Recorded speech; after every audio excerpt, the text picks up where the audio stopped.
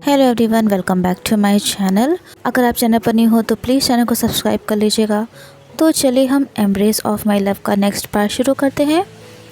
Last part में हमने देखा था कि ब्रेकफास्ट टेबल पर लान शिरेन वेइंग को लान फैमिली के रूल्स एंड रेगुलेशंस समझा रहे थे। वेइंग बहुत ज़्यादा उदास हो गया था। कहाँ उसकी फैमिली में वो जैसे मन हो वैसे रहता था, उसके ऊपर कोई रोक टोक करने वाला नहीं था। अब उसे इतने सख्त माहौल में रहना पड़ेगा। तभी वांगजी धीरे से उसका हाथ पकड़ लेता है और कहता है, अंकल मैंने वेइंग को सब समझा दिया है, डोंट वरी। वो ऐसा कोई काम नहीं करेगा जिससे आपको अच्छा ना लगे। वो सब बातें कर रहे होते हैं, तभी वेइंग के फ़ोन पर जियांग यानली की कॉल आने लगती है। वेइंग हड़बड़ाकर अपना फ़ोन उठाता है और सीधा अपने रूम में चला जाता है। उसने यानली को अपनी और वांगजी की शादी के बारे में नहीं बताया था, वरना यानली खुद को इस सब के लिए ब्लेम करती।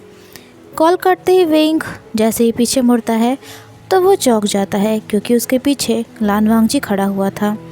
वेइंग घबरा जाता है क्योंकि उसे लगा कि क्या वांगजी ने उसकी सारी बातें सुन ली। वो अपने फ़ोन को पीछे छुपाते हुए कहता है, मिस्टर वांगजी आप यहाँ कब आए? पर वांगजी उससे कुछ नहीं बोल रहा था, बस वो वेइंग को देखे जा रहा था। वेइंग अपनी नज़रें दूसरी तरफ करते हुए कहता है, मिस्टर वांगजी आप मुझे ऐसे क्यों देख रहे हैं? तभी वांगजी वेइंग की तरफ बढ़ने लगता है। वेइंग भी अपने कदमों को पीछे कर रहा था और दीवार से टकरा जाता है, पर वांगजी उसके सर के पीछे अपना हाथ रख लेता है। वेइंग बिल्कुल चुप हो गया था। वांगजी उसके पास जाकर बोलता है, वेइंग किसकी कॉल आई थी और तुम अचानक से रूम में क्यों चले आए थे? फ्रेंड्स, बारिश हो रही है, इस वजह से थोड़ा सा बारिश का साउंड आएगा, तो इसलिए प्लीज़ आप लोग नाराज़ मत होना। वांगजी उसके पास जाकर बोलता है, वेइंग किसकी कॉल आई थी और तुम अचानक से रूम में क्यों चले आए? वेइंग कहता है, वो मेरे कॉलेज के फ्रेंड की कॉल आई थी, वो एक असाइनमेंट के लिए उसे मुझसे बात करनी थी।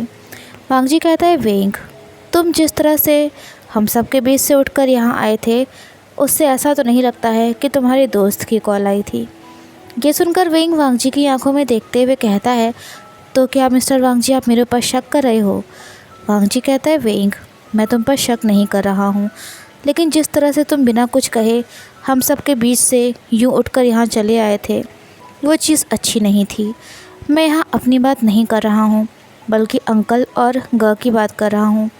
वेइंग को गुस्सा आ जाता है और कहता है, मिस्टर वांगजी आप। तभी वांगजी वेइंग के बिल्कुल नज़दीक चला जाता है और कहता है, वेइंग मैंने तुमसे कहा था कि दुनिया के सामने हम हस्बैंड वाइफ हैं, इसलिए तुम्हें थोड़ा सा अपने तौर तरीके का ध्यान रखना होगा। मेरे लिए अंकल और मेरे बड़े भाई बहुत इम्पोर्टेंस रखते हैं।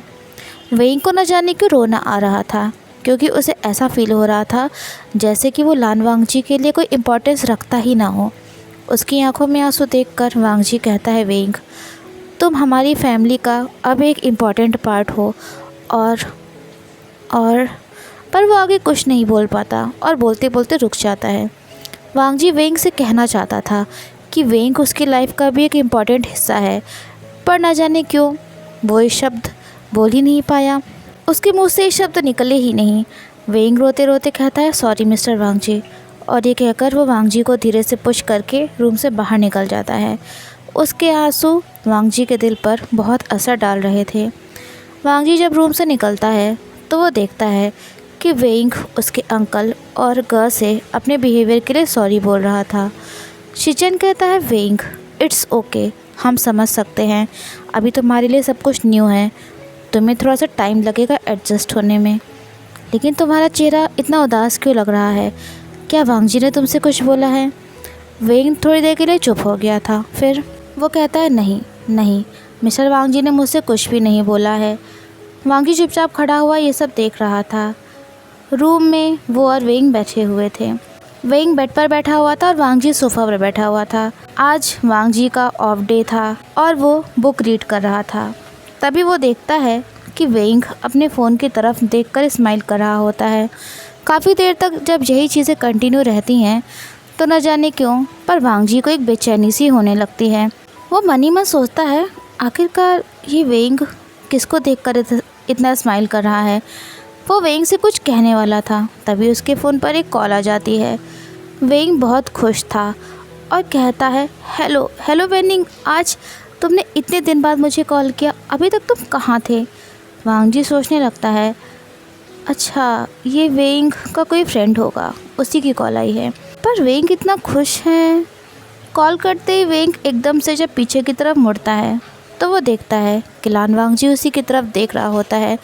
उन दोनों की नज़रें जैसे ही एक दूसरे से मिलती हैं, वांग जी अपना चेहरा दूसरी तरफ कर लेता है, मानो वो अपनी नज़र चुरा रहा हो। वेंग कहता है, मिस्टर वांग जी, क्या आप मुझसे कुछ कहना चाह रहे थे? वांग जी कहता है, वेंग, क्या क्या तुम्हें मूवीज़ देखना पसंद है? I mean. तभी वेंग कहता है, मिस्टर वांग जी, आपको मेरे लिए परेशान होने की ज़रूरत नहीं है।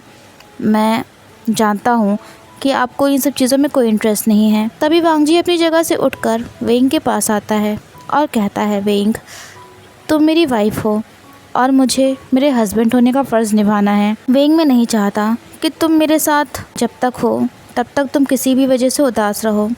तभी वेंग कहता है, मिस्टर वांग जी, क्या आप भूल गए कि हमारी शादी मजबूरी में हुई है? और तभी वांग जी उसके बेहद करीब आ जाता है। ऐसा लग रहा था कि जैसे वांग जी वेंग को अपने गले से लगाना चाहता हो, पर वांग जी वेंग से थोड़ी दूर पर ही रुक जाता है और कहता है, वेंग, सुबह के लिए सॉरी, मैंने शायद तुमसे थोड़ा हार्शली कह दिया था, मुझे ऐसे नहीं बोलना चाहिए था। वेंग वांग जी के मुंह से सॉरी वर्ड सुन के चौंक जाता है। उसे यकीन नहीं हो रहा था कि इतना कोल्ड हार्टेड स्ट्रिक्ट पर्सन किसी को सॉरी भी बोल सकता है। वांग जी कहता है, वेंग, भले ही हमारा रिश्ता मजबूरी में जुड़ा है, पर हम हस्बैंड वाइफ हैं और इस सच को कोई नहीं नकार सकता। वेंग कहता है, ओके ओके मिस्टर वांग जी, हम मूवी देखने चलेंगे, पर मूवी मेरी ही पसंद की होगी। उसकी बात सुनकर वांग जी के दिल में एक सुकून सा आ जाता है। वेंग एक रोमांटिक मूवी देखने का डिसाइड करता है। वो तो अक्सर अपने फ्रेंड्स के साथ मूवी देखने के लिए जाया करता था, पर वांग जी के लिए आज ये पहला मौका था। वेंग जब तैयार होता है तो वांग जी उसे देखता ही रह जाता है। वांग जी की नज़रें वेंग पर से हट ही नहीं रही थी। वेंग बहुत ही ज़्यादा हैंडसम लग रहा था। वो कहता है, मिस्टर वांग जी, ये कपड़े ठीक तो लग रहे हैं ना मुझ पर वांग जी उससे कुछ भी नहीं कह रहा था। वेंग कहता है, मिस्टर वांग जी, क्या ये कपड़े मुझ पर अच्छे नहीं लग रहे हैं? तो वांग जी कहता है, ओके। वेंग वांग जी के जवाब को सुनकर चौंक जाता है। मतलब क्या था उसके इस जवाब का? ये कपड़े अच्छे लग रहे थे उस पर या फिर नहीं? वांग जी कहना तो चाहता था कि ये कपड़े वेंग पर बहुत अच्छे लग रहे थे या फिर वेंग उन कपड़ों में बहुत अच्छा लग रहा था, पर उसके मुंह से सिर्फ ओके ही निकल पाया। वेंग परेशान हो गया था क्योंकि वांग जी ने उसे कोई क्लियर जवाब नहीं दिया था। तभी वांग जी वेंग की तरफ मुड़ता है और कहता है, वेंग, हम मूवी के लिए लेट हो जाएंगे और ये कपड़े तुम पर अच्छे लग रहे हैं। ये कहकर वांग जी बिना वेंग की तरफ देखे या उससे कुछ बोले आगे बढ़ जाता है। उसका फेस रेड हो गया था। उसे खुद भी नहीं समझ आ रहा था कि ये सब हो क्यों रहा है, पर वो अपना ही साइड वेंग को नहीं शो होने देना चाहता था। वेंग धीरे से स्माइल करता है और कहता है, ये मिस्टर वांग जी भी ना क्या कहना चाहते हैं, मुझे कभी कभी समझ में ही नहीं आता है। लेट नाइट मूवी का शो था। लान शिरेन पहले तो बहुत नाराज़ हुए और मान ही नहीं रहे थे, क्योंकि उनकी फैमिली का रूल था कि इतनी देर रात तक कोई बाहर नहीं रह सकता था। पर शिचेन उनको समझाता है कि अंकल, अभी अभी वांग जी और वेंग की शादी हुई है और हमें उन्हें उनका टाइम एंजॉय करने देना चाहिए। दरअसल ये मूवी वेंग बहुत टाइम से देखना चाह रहा था और जब वो वेनिंग से फ़ोन पर बात कर रहा होता है तब वांग जी उसको इस मूवी के बारे में बात करते हुए सुन लेता है, जो कि इतने टाइम से हाउसफुल चल रही थी। बहुत मुश्किल से रात 10 बजे का शो मिला था और वांग जी नहीं चाहता था कि वेंग उदास हो जाए, इसलिए उसने अपने बड़े भाई शिचेन से रिक्वेस्ट करी थी कि वो अंकल से बात करें, क्योंकि लान शिरेन शिचेन की बात को काट नहीं पाते थे। पर इस सब के बारे में वेंग को कुछ भी नहीं पता था। फाइनली वो दोनों मूवी देखने के लिए टाइम से पहुंच ही जाते हैं।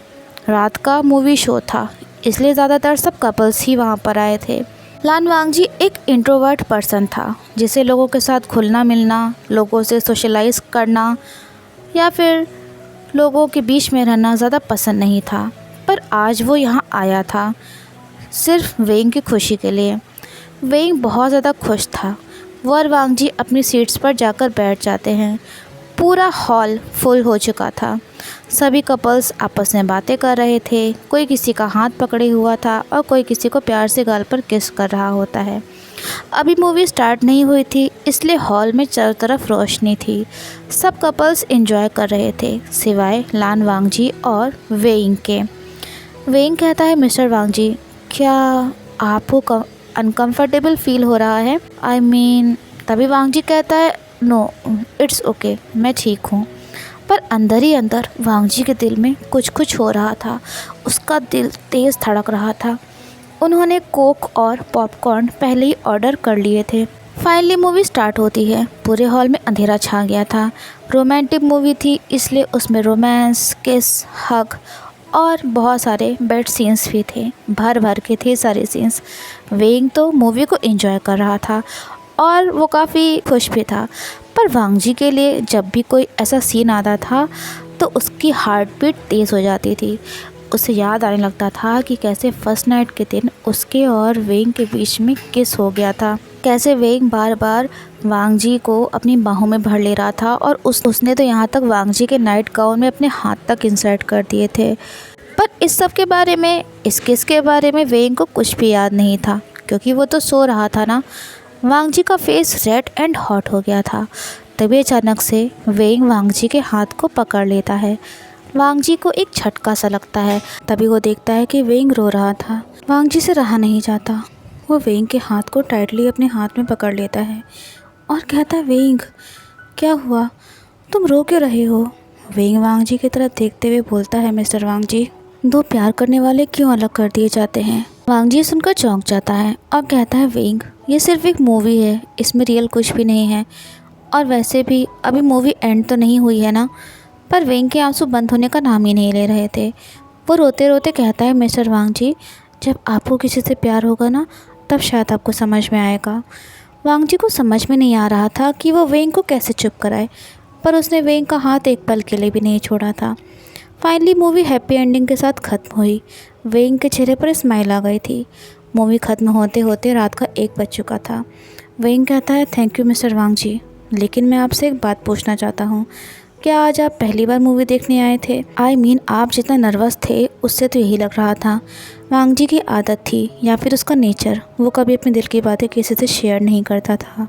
इसी वजह से अक्सर लोगों से गलत समझ जाते थे। यहाँ तक कि मिशन के दौरान वांग जी के टीममेट्स भी अक्सर वांग जी के मोटिव्स को गलत समझ जाते थे। पर मिशन सक्सेसफुल भी होता था तो वांग जी के लिए गए डिसीजंस की वजह से ही। वेइंग कहता है, मिस्टर वांग जी, आप कहाँ खो गए? वांग जी कहता है, हाँ आज पहली बार था जब मैं मूवी देखने आया हूँ। वेइंग सुनकर हंसता है और कहता है, सच में मिस्टर वांग जी, आज के टाइम में कोई ऐसा भी हो सकता है।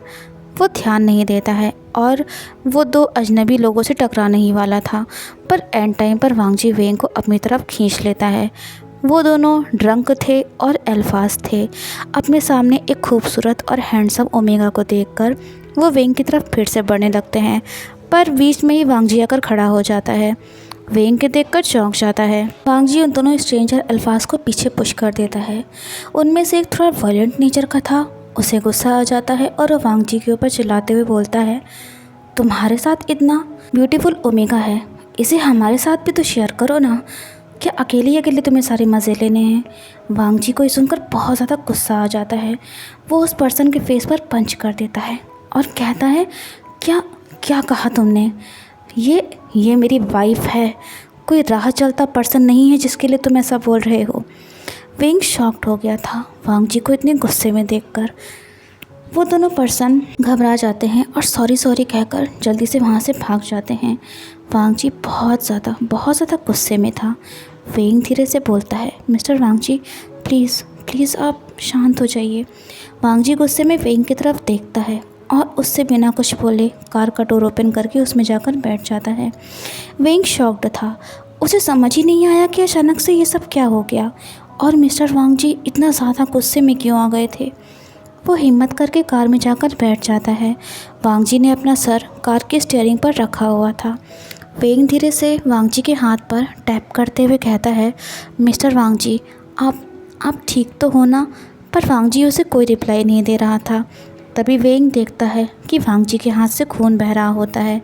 ये देखकर वो घबरा जाता है और कहता है, आपके हाथ से तो खून बह रहा है, एक मिनट रुकिए, क्या कार के ड्रॉअर में कोई मेडिसिन रखी हुई है? तभी न जाने वांग जी को क्या होता है, वो वेइंग को कार की सीट पर पुश कर देता है और उसके हाथ को टाइटली अपने हाथ से पकड़ लेता है। वांग जी वेइंग की आंखों में देखते हुए कहता है, वेइंग, तुमने ओमेगा सेंट ब्लॉकर्स को क्यों नहीं यूज़ किया? अगर अभी मैं यहाँ ना होता तो, और वो दोनों अल्फ़ा तुम्हारे साथ। वेइंग कहता है, मिस्टर वांग जी, आप मुझे हर्ट कर रहे हो। वांग जी कहता है, वेइंग, आई नो कि तुम्हारी इसमें कोई गलती नहीं थी, फिर भी मुझे। पर वांग जी उससे आगे कुछ नहीं बोलता। वो देखता है कि उसने वेइंग के हाथ को टाइटली पकड़ लिया था, जिसकी वजह से वेइंग के हाथ पर काला निशान पड़ने लगा था। वो तुरंत वेइंग के हाथ को छोड़ देता है और कहता है, सॉरी वेइंग, थोड़ी देर पहले तक सब कुछ इतना अच्छा था, लेकिन अब वही माहौल पूरी तरह से चेंज हो चुका था। वांग जी को अपने ऊपर भी गुस्सा आ रहा था कि उसने उन दोनों अल्फाज का गुस्सा वेइंग पर क्यों उतारा। बेचारा वेइंग वांग जी को इतने गुस्से में देखकर इतना ज़्यादा डर गया था कि उसे समझ में नहीं आ रहा था कि वो क्या कहे क्या करे। सो फ्रेंड्स, आज का पार्ट आपको कैसा लगा कमेंट करके ज़रूर बताइएगा। वीडियो को लाइक शेयर, चैनल को सब्सक्राइब करना मत भूलिएगा। तो फिर मिलते हैं नेक्स्ट पार्ट में। Till then take care and have a good day.